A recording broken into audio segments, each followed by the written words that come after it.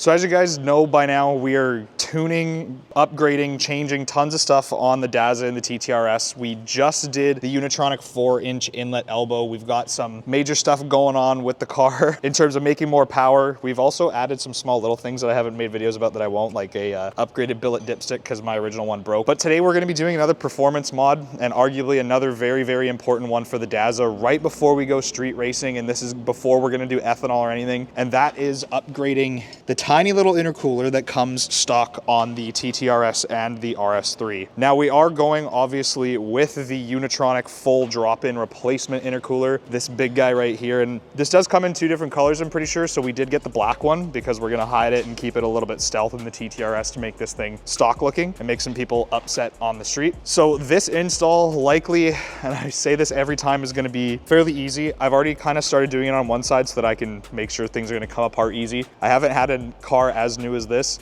and things coming apart really easy is a big surprise to me. So luckily this is probably gonna go very, very well, but it's not a difficult one. So I'm gonna put you guys on the tripod and walk you through taking your front bumper off your TTRS. This will kind of sort of apply to the RS3 as well. And then we're gonna have Bobby over here give us a hand with installing the intercooler, and hopefully we can have this done in less than an hour. Let's see what we can do. All right, so first thing we're gonna do is there's 3 T30s up along the outer edge of the fender liner that we need to take out. So we're just gonna quickly rip those guys off, or not T30, sorry, T25. Get those guys out of there. Get a parts tray, don't lose your parts. That would be bad.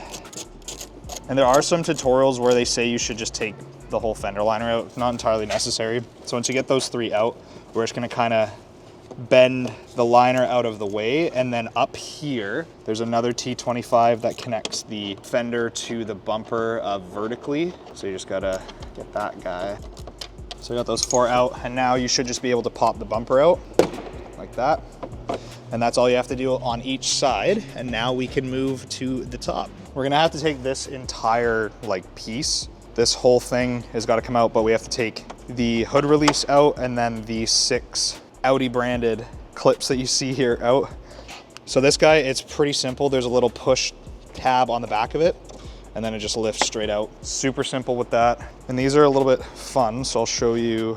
We'll do this one right here in the middle. So we're gonna go ahead and try and get the center bit up first, like that. I'm gonna pull that guy all the way out, and then you can kind of just get underneath it. It's good to have a couple different trim tools just because I know some of these clips are nice and fun to get out. So just like that. So you got your 2 pieces, stick them back together and then throw them in whatever parts tray you're using, not doing. And now I'm going to speed run getting the rest of them out. All right, so we got the rest of them out. So now you should just be able to lift this boy off, I believe. I don't think there's anything major you have to do to get it to come out, but I am going to try to be careful. Boom, there you go. That guy's out. We've literally been at this entire job for about 5 minutes, and now we only have the bumper bolts left, which we've got one here and then one on the other side as well, which again are T25s. Those 2 guys are out. Okay, next there are a couple underneath the car, so I'm just gonna swap over to the iPhone so I can show you guys where those are underneath the car, because it'll just be a lot easier to do that. Those bolts that I'm talking about, those T30s, those guys are right here. So that's one of these, and I realized that should be tucked up behind there. And then those other ones that are holding the bumper to the radiator scoops are these bolts right here. So those T25s. So the T25's here and back there, that other one. And then that T30, those need to come out as well. Okay, so T30 on those bolts that I just showed you. There's one, second one, there's 2. So now the front bumper should come right off. So just be ultra careful. I might need you to just come undo the sensors when I'm pulling the bumper off here. Oh, hold on. I know what the problem is. So there's the little duct bolts that go up under here, T25. I guess I missed those, but the other side doesn't have them, and it came fully out. So now let's try. Ready? Ole mole. Oh, hang on, one more. Okay, hold on, I got it. So they're Volkswagen style, so you gotta push it in. Red clip out. Yeah, nice. There we go. Bumper off. Hell yeah. This guy out of here. Can you tell this car's been fucking yeeted over a curb a couple times? Jesus. Let's just drag race it like this. Race car. Okay, so next we're gonna do the hose clamps. I just took the like secondary rad ducts completely out because they're not bolted in, they just come out fairly easy. You might, emphasis on the might, need to take your skid plate completely out to get to your hose clamps depending on how they are oriented.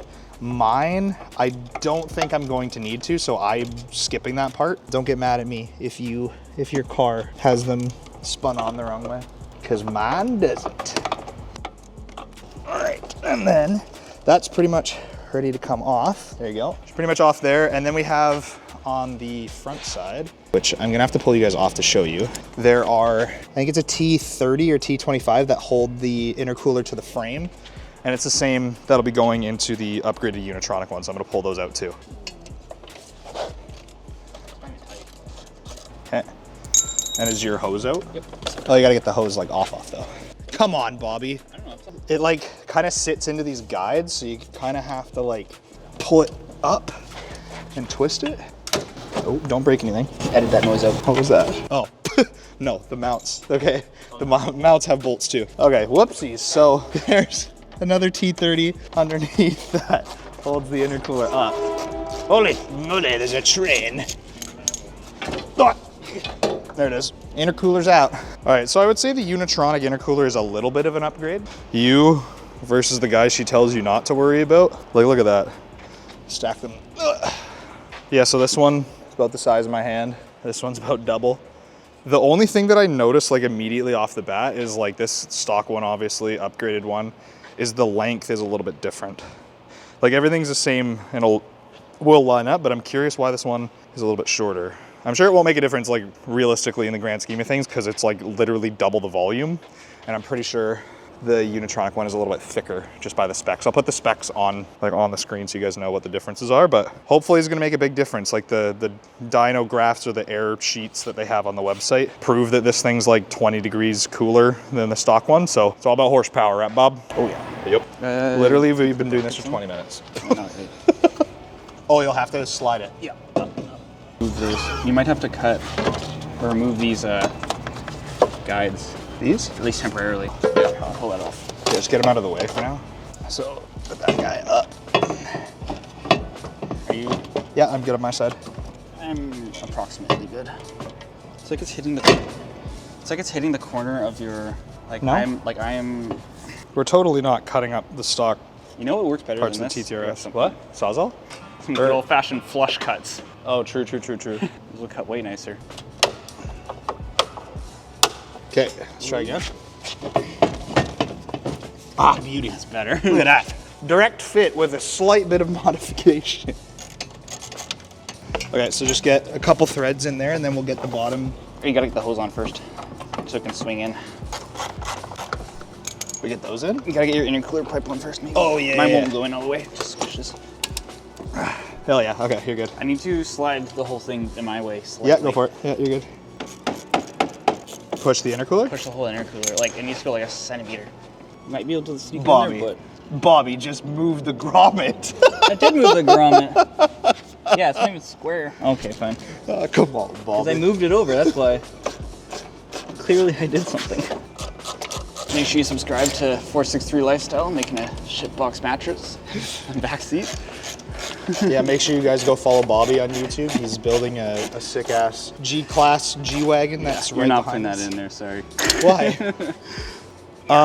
So now what do we do with the things that we deleted? You don't need that. But it holds things. What does it hold? Well, it held something that was attached to something that is no longer attached to something. The zip tie will fix that. We'll put it on launch control. Well, I guess it knows how much boost and how long. But I'm just saying though, if it takes longer to build boost. TPMS. What? I have a TPMS warning. I don't know.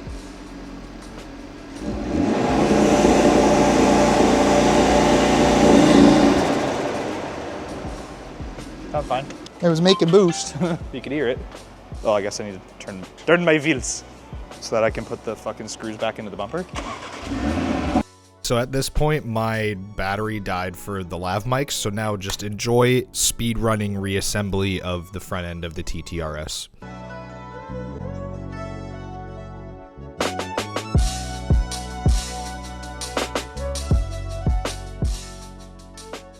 We now have the turbo inlet elbow installed on the Mark III TTRS. We are now going to once again test the car's 100 to 200 kilometer an hour just to see what it can do. As far as improvements in butt feel right away, obviously it's pretty good. So we'll see. I'm gonna put you guys in the car and then we are gonna see what it will do.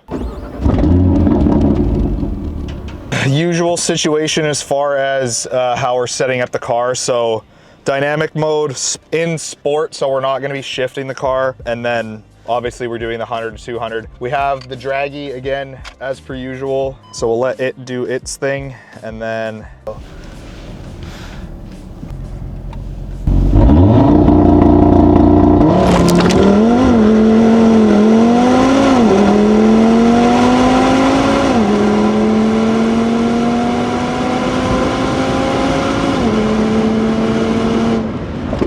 holy shit.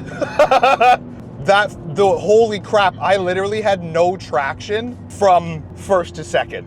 Like, I don't know if you guys could tell on the camera, the car literally was like this. Oh yeah, our 100 to 200 got a little bit faster. 7.67? That is insane. Oh my God, 11.1 second quarter mile without even being on ethanol is mental. Oh my God, dude. We're gonna run it back one more time just to make sure that we're not absolutely tweaking as far as like what we should be seeing. And then we have a drag race we have to get ready for tonight, so.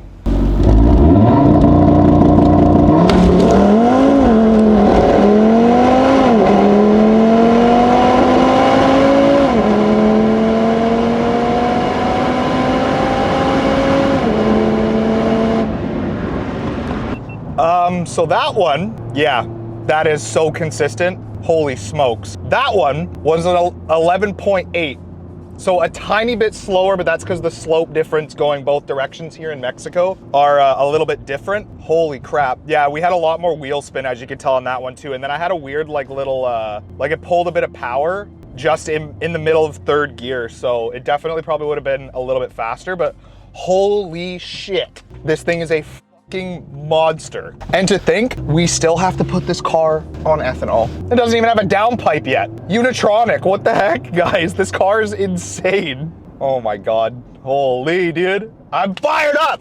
I'm so fired up. This car is insane.